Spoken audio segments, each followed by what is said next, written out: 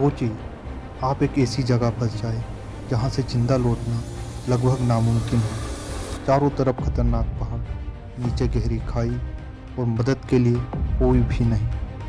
ये कोई फिल्म नहीं, ये एक सच्ची कहानी है मेट ब्रिक्स की। एक एक्सपर्ट क्लाइंबर जिसने बस एक गलती की और सब कुछ खत्म हो गया। एक खतरनाक गिरावट, टूटता हुआ शरीर और खून से भीगी जमीन। वो हिल भी नहीं पा रहा था और हर सेकंड मानो उसे मौत के और करीब ले जा रहा हो। लेकिन वो अकेला नहीं था, उसके साथ थी उसकी डॉग। अभी सिर्फ सर्वाइवल नहीं था, ये था जिंदगी और मौत के बीच सीधी जंग। और जिंदा रहने के लिए उसे ऐसे फैसले लेने थे जो कोई सोच भी नहीं सकता।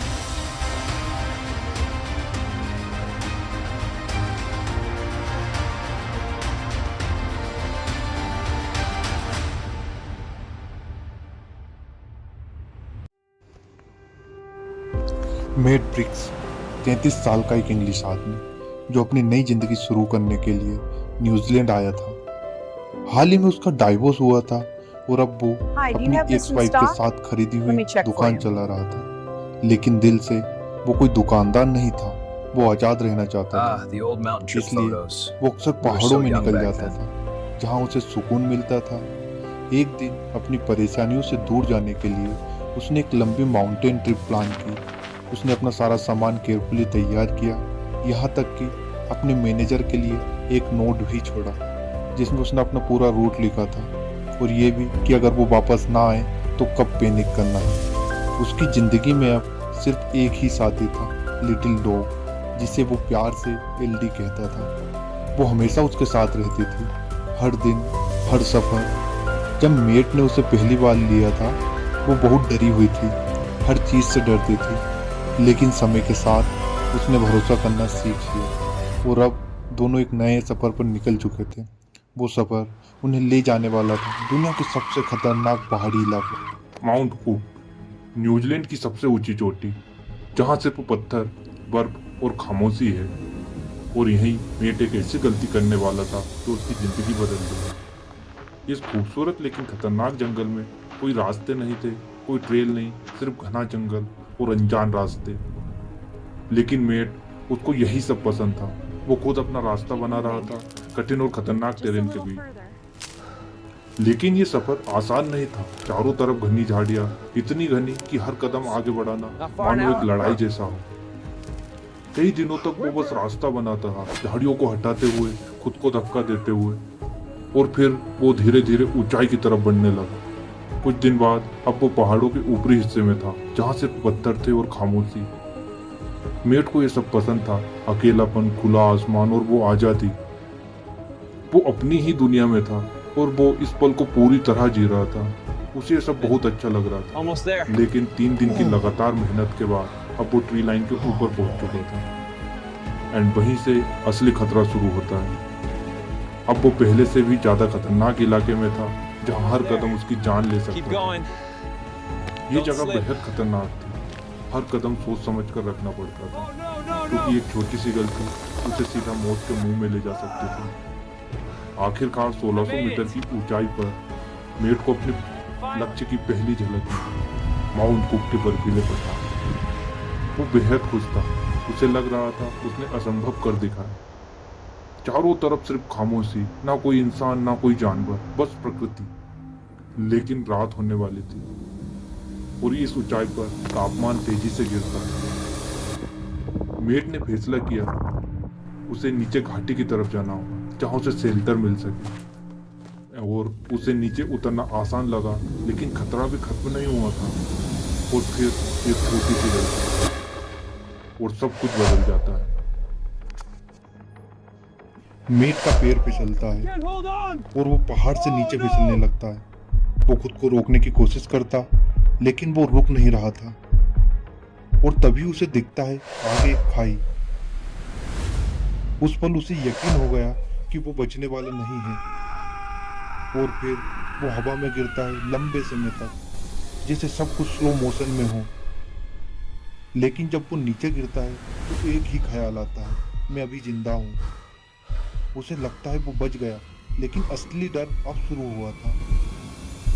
क्योंकि उसका हाथ पूरी तरह टूट चुका था और उसका पैर इतनी बुरी तरह क्रश हो चुका था कि हड्डी बाहर निकलने वाली थी। दर्द इतना भयानक था कि उसकी चीखों से पूरे पहाड़ गूंज रहे थे और तभी उसे एहसास हुआ कि वो बहुत ज़्यादा खून खो रहा है। अगर उसने तुरंत कुछ नहीं किया तो वो आने वाले कुछ मिनटों में ही मर सकता है। मेट ने तुरंत अपनी टी शर्ट फाड़ी और गहरे जख्म में भर दी ताकि खून रुक सके। करीब 10 मिनट बाद खून रुक गया और उसने मौत को कुछ देर के लिए टाल दिया।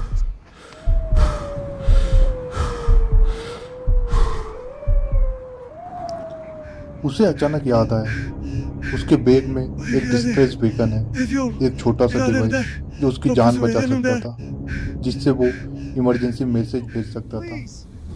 लेकिन जैसे ही उसने बैग खोला उसके हाथ रुक गए। वो वहां नहीं था। उसका दिल तेजी से धड़कने लगा और तभी उसे याद आया वो उसे घर पर ही छोड़ आया था। अब कोई मदद नहीं आने वाली, कम से कम एक हफ्ते तक, और तब तक वो जिंदा रहेगा भी या नहीं।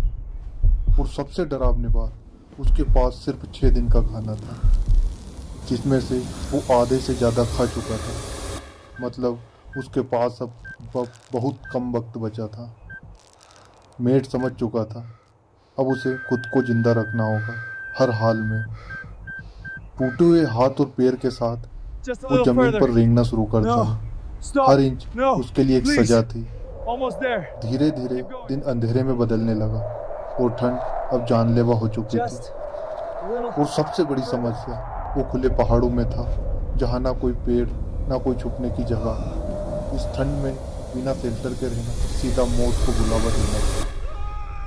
दर्द अब बर्दाश्त के बाहर हो चुका था।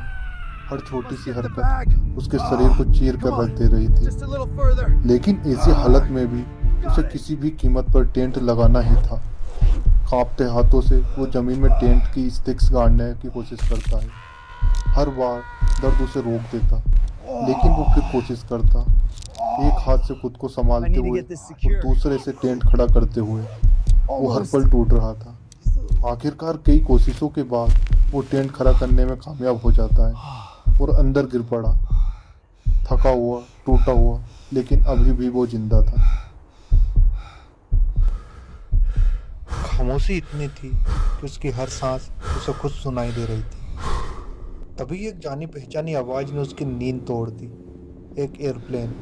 उसकी आंखें खुली, दिल तेजी से धड़कने लगा। ये उसका एक मौका था। वो दर्द से कराते हुए टेंट से बाहर निकलता है, हाथ में अपना जैकेट उठाया और पूरी ताकत से उसे हवा में लहराते हुए चिल्लाया, I am here, help me. उसे पूरा यकीन था इस बार कोई उसे देख लेगा, लेकिन वो प्लेन बिना रुके आसमान में आगे बढ़ता गया और कुछ ही सेकंड में गायब हो गया, जैसे वो कभी था ही नहीं। उस पल उसे एहसास हुआ वो इस दुनिया के लिए बस एक टिनी निडल है जिसे कोई देख ही नहीं सकता।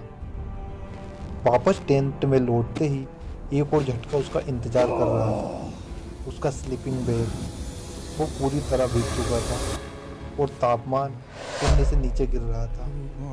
ठंड अब उसकी हड्डियों को काट रही थी। वो अपने सारे कपड़े पहनने लगा, लेकिन हर हरकत ऐसी लग रही थी जैसे उसकी हड्डियां आपस में घिस रही हो। उसे पता था सिर्फ कपड़े उसे आज रात जिंदा नहीं रख पाएंगे। तभी उसकी डॉग खुद चलकर उसके पास आई, वो उसके सीने से लगकर लेट गई जैसे उसे बचाने आई हो। 2 साल पहले उसने इस डॉग को मरने से बचाया था और आज वो उसे जिंदा रख रही थी। उस रात वो उसे एक लिविंग हॉट वाटर बोतल की तरह पकड़े रहा।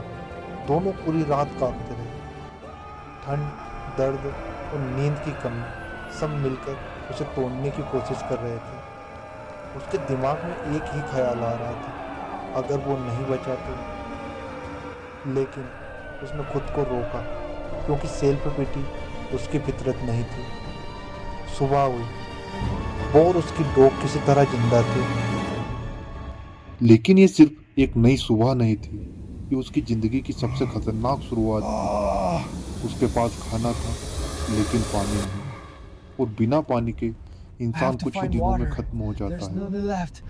24 घंटे हो चुके थे, उसके होंठ सूख चुके थे, सांस भारी हो रही थी और ये तो बस शुरुआत थी। उसने मदद के लिए एक नोट छोड़ा था, लेकिन क्या कोई उसे पढ़ेगा भी या वो कागज हमेशा के लिए अनदेखा रह जाएगा।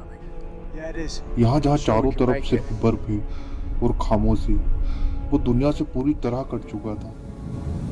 और तभी मौसम बदलने लगा। पहाड़ों में मौसम का कोई भरोसा नहीं होता, कभी भी कुछ ही मिनटों में सब कुछ बदल जाता है। अगर मौसम बिगड़ गया तो मदद किसी भी हाल में यहाँ तक नहीं पहुँच पाएगी, और अगर ऐसा हुआ तो वो पूरी तरह अकेला रह जाएगा इस बर्फीले खामोश पहाड़ पर। कम खाना, टूटा हुआ शरीर, खुला हुआ घाव और अब पानी भी नहीं। हर गुजरता सेकंड उसे मौत के और करीब ले जा रहा था। लेकिन असली डर भूख या प्यास नहीं थी। असली डर ये था कि अगर उसने कुछ नहीं किया तो वो चुपचाप यहीं खत्म हो जाएगा और किसी को पता भी नहीं चलेगा। अब उसके पास सिर्फ एक फैसला था, इंतजार या मौत को चुनौती देना।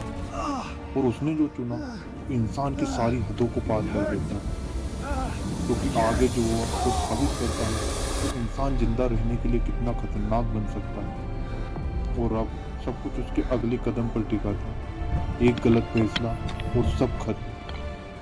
क्या उसका छोड़ा हुआ नोट किसी तक पहुंचेगा? क्या मौसम उसका साथ देगा? और इतने कम खाने और बिना पानी के वो कितना दिन जिंदा रह पाएगा? या फिर वो मजबूर होकर खुद मौत को चुनौती देगा? और जानने के लिए जुड़े रहिए हमारे साथ। हम 11 अप्रैल रात 9 बजे आपके लिए लेकर आ रहे हैं इस कहानी का सबसे खतरनाक हिस्सा आज भी। क्योंकि आगे सिर्फ सर्वाइवल नहीं, जिंदगी और मौत के बीच सीधी जंग है। तो मिस मत कीजिएगा। और अगर वीडियो पसंद आए तो लाइक, शेयर एंड सब्सक्राइब जरूर कीजिएगा। Thank you.